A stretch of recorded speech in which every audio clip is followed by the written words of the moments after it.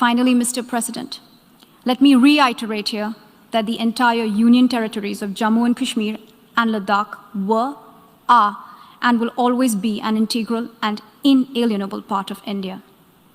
This includes the areas that are under the illegal occupation of Pakistan. I am sure कि आपने स्नेहा दुबे का speech जरूर सुना होगा, जो कि उन्होंने पाकिस्तान के प्राइम मिनिस्टर इमरान खान के रिस्पॉन्स में दिया यूनाइटेड नेशन के जनरल असेंबली में।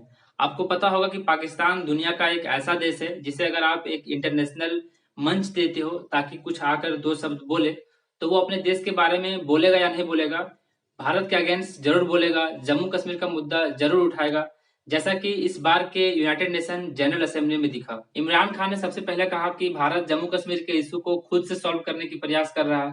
इनका जो मेन इशारा था वह आर्टिकल 370 की ओर था कि देखो भारत कैसे बिना किसी के पूछे आर्टिकल 370 को हटा दिया, बिना किसी को जानकारी दिए हटा दिया। अरे भाई, जम्मू कश्मीर हमारा है, आर्टिकल 370 रखना है या हटाना है इसकी फैसला हम न लेंगे, तुम कौन होते हमें बताने वाले। दूसरी बात इन्होंने हर बार की तरह कही कि जम्मू कश्मीर में ह्यूमन राइट्स को दबाया जा रहा है, जो इंडियन सोल्जर है वह वहां के लोगों के ऊपर अत्याचार कर रही है, लोगों को बोलने की फ्रीडम नहीं दी जा रही है। अरे भाई, तुम्हें तो इंडिया के बारे में बहुत कुछ पता रहता है, कोई खुफिया बैठा के रखे हो क्या कि हम लोगों को जो बात पता नहीं रहती है वो तुमको पता चल जाता है। खैर, तीसरी बात इन्होंने सैयद अली गिलानी को लेकर कही, जिनका रिसेंटली डेथ हुआ है, जो कि हुर्रियत कॉन्फ्रेंस को लीड करते थे।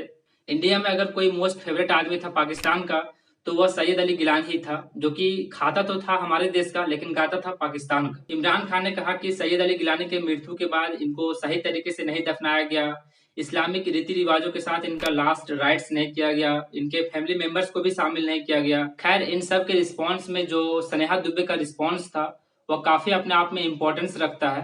स्नेहा दुबे ने शुरुआत करते हुए कहा कि पाकिस्तान इस प्रकार की बातें कर कर यूएन की जो इमेज है उसको और भी ज्यादा खराब कर रहा है। दूसरी बात इन्होंने कही कि पाकिस्तान बोलता है कि हम लोग विक्टिम ऑफ टेररिज्म है, जबकि पूरी दुनिया जानती है कि आज के समय टेररिस्ट कहां से निकलते हैं।